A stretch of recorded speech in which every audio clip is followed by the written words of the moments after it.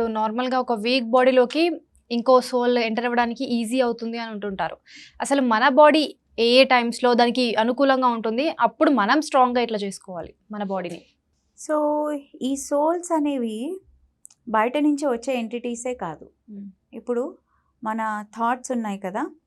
ఈ థాట్స్ ఒక ఒక డిప్రెషన్‌లో ఉన్న మనిషి థాట్స్ ఎలా ఉంటాయి?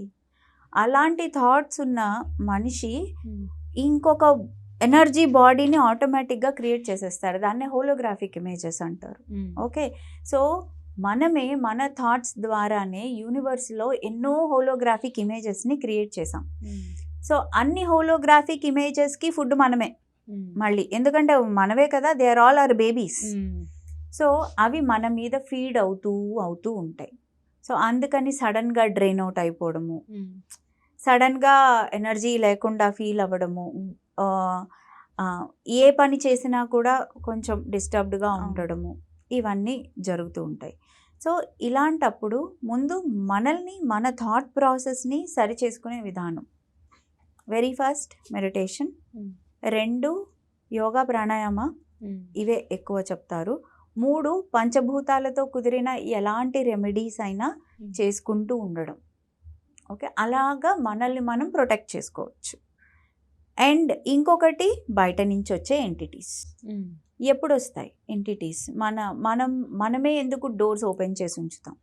ఎందుకు అంటే నేను ఆల్రెడీ బాధలో ఉన్నా. చుట్టూరా ఇంకో 4 సోల్స్ ఉంటాయి. అంటే ఇప్పుడు ఏంటి మనకి కనిపిస్తున్నదే ప్రపంచం కాదు. కనపడని ప్రపంచం చాలా ఉంది కదా! చుట్టూరా చాలా ఉంటాయి. సో, ఇప్పుడు మన మామూలు మనుషులమే ఎవరైనా ఒకళ్ళు బాధపడుతుంటే మనకు బాగా తెలిసిన వాళ్ళలో అయ్యో బాధపడకు అని మనమే ఒక నలుగురం చేరతాం. అలాంటిది సోల్స్ చేరవా? వచ్చేస్తాయి. సో, అలాగా వాటికి మ్యాచ్ అవుతుంది ఆ ఫ్రీక్వెన్సీ. మ్యాచ్ అయ్యి అవి కూడా ఇదే ఫ్రీక్వెన్సీలో వెళ్ళిపోయి ఉండడం లేదా ఇక్కడే తిరుగుతూ ఉంటాయి కాబట్టి అవి వచ్చి వీళ్ళ ఆరాలో కూర్చుంటాయి. శరీరంలోకి రావు. 90% ఆరాలో కూర్చుంటాయి. సో, ఆ ప్రకారంగా ఇవి వస్తాయి. వీటికి మన రెమెడీస్ యోగా, మెడిటేషన్, పంచభూతాలతో కూడిన ఎలాంటి రెమెడీస్ అయినా చేసుకోవచ్చు.